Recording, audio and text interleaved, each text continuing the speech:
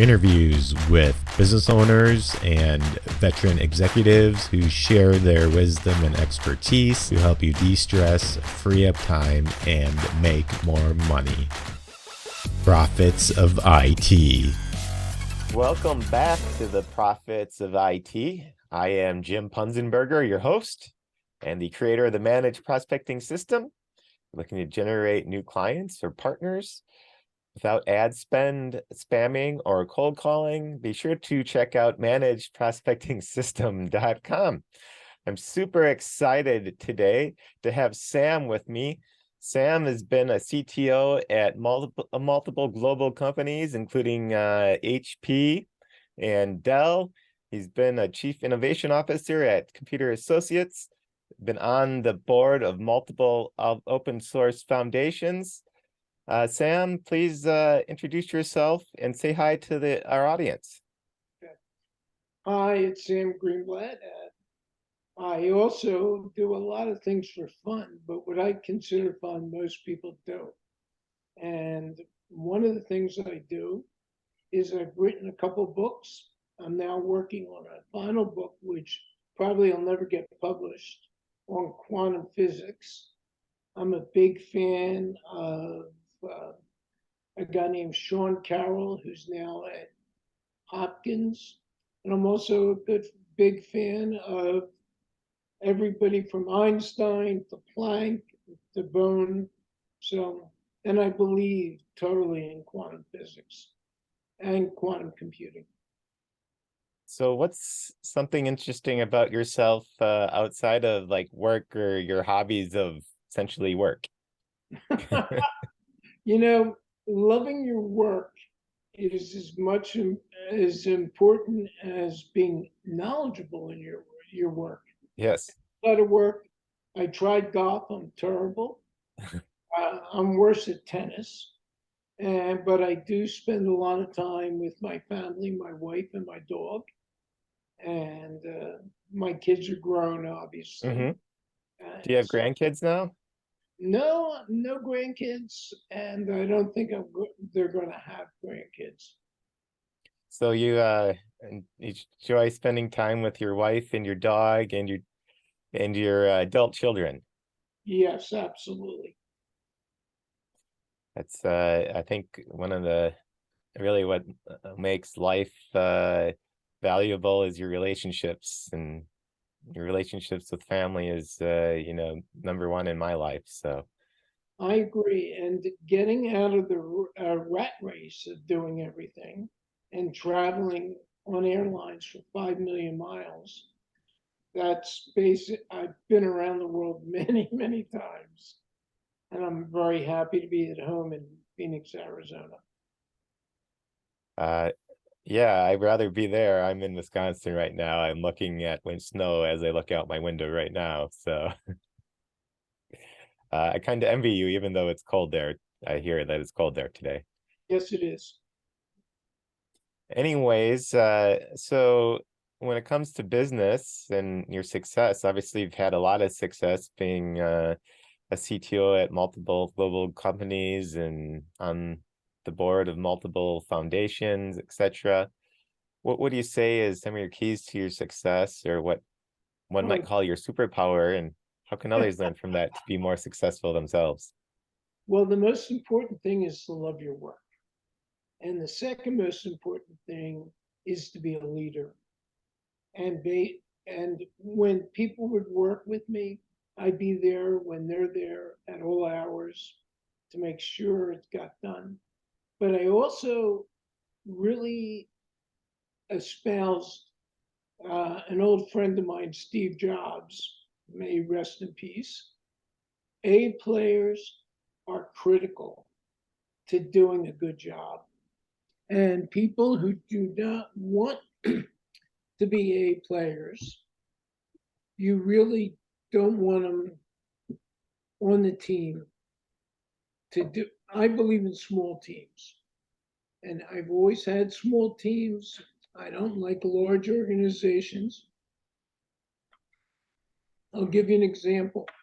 When I was at HP, we had a huge issue with Ohio's tax system. They bid it. They had 180 people on it. We came in with 25 people and we redid it and became successful. Those original group was 3 years behind. We did it all in a year and a half. So the success factor is focus, making sure that you have the right people in the right job.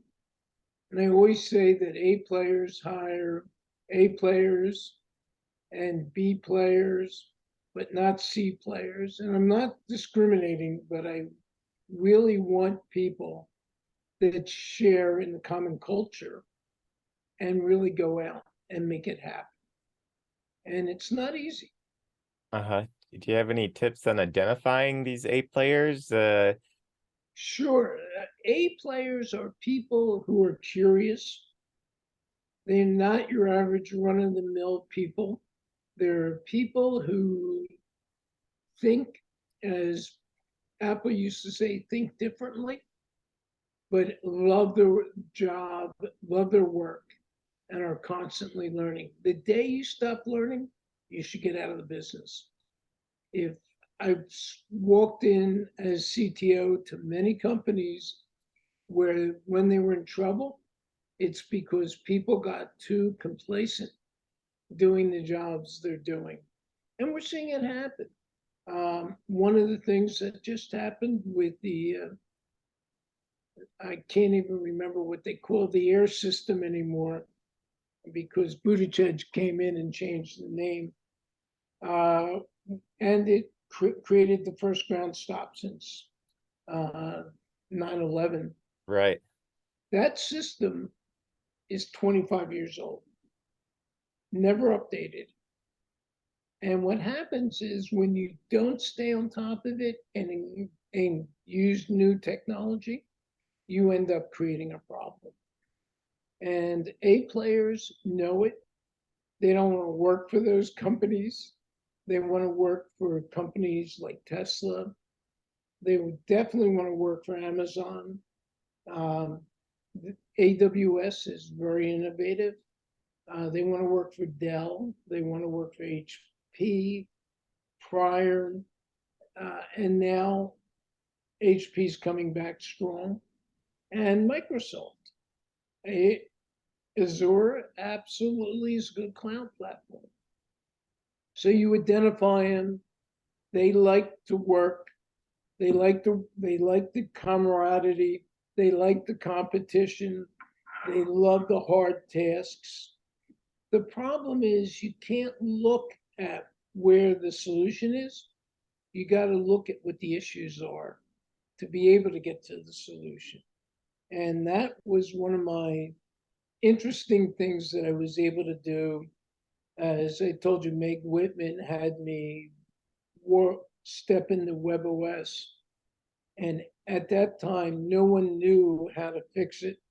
And we fixed it by open sourcing it and getting 1,400 people, and that's how many people are in our community, in open source to work on it. And we got it out the door in 1 year.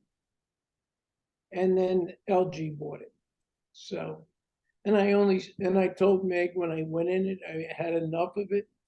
I would stay 6 months. And after 6 months, it was on track. And I let the A players take it over and finish it. So it's not luck. It's just being a leader, building a community, whether it be open source or in-house, and getting those people motivated by the fact you're going to teach them something different. You know, one of my biggest avocations in all my jobs is you have to separate innovation from the current environments you're in.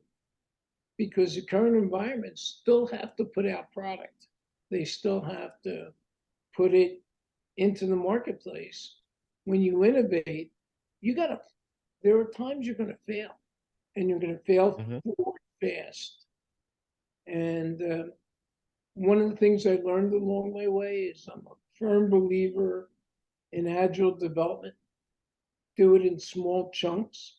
And that's what we did in Ohio when we did that tax system. When HP redid the entire postal system, which don't hold me accountable for, we basically did it in an agile way. And it's the first time in government they really ran an agile project. And hold on, you can wait. I'm talking to my dog who wants to. Yeah. So I think I heard something that you said there, in the last couple of minutes that I think might be a key is you mentioned that it's not about luck. Can you expand on that? Yes, luck is one thing, but what it is you got to be intuitive, you got to be instinctive, and you got to constantly learning. Every project you must learn. You got to improve yourself. You got to look to the industry, what they're doing. And once you figure that out, it's easy to get a plan in place. Got it. Any final thoughts on, your success over your very successful career? One of the things you're going to always have when you start to disrupt by going to smaller teams, getting more productive and all that, you get people very agitated who basically were there a long time and they say, oh, no, we can't do this. But when you do it, all of a sudden, they believe that they were a key part of it. And I love that. I don't want to alienate anybody, but I also want people either to be on the team or get off the team. So I guess we're coming to an opportunity for like a networking moment, or is there anybody that, in the audience that you'd like to network with? If you look, I have 16,000 connections. And of those 16,000 connections, the people I want to contact, from Sean Carroll, a physicist, all the way to my old boss, Mark Hurd, may rest in peace, who was the president and then CEO of Oracle. And most of the people who Bob Muglia was one of my best connections. He started Snowflake, turned it into $1 billion company. He wasn't looking to build $1 billion company. He was looking to innovate in data connections. So the people I want to talk to, I'm pretty well connected to at this point. Cool. That's a good thing a good situation to be in. And well, thank you for your time here today. It's been wonderful chatting with you and learning about, the success that you've had. Thank you very much. And good luck to you. And you got a long way to go to catch up to me. And when you do, yes, my hair isn't. My hair will turn grayer, I'm sure. I've already got some gray hair. It's not as prevalent, but I'm sure it's coming. I'm just happy I have hair. Okay, well, thank you very much. You and I both. Well, thank you, Sam. And until next time on the Prophets of IT, I'm Jim Punzenberger, your host, the creator of the Managed Prospecting System. Be sure to check out managedprospectingsystem.com. Thank you for tuning in to the Prophets of IT. Please smash that like button, subscribe, and share.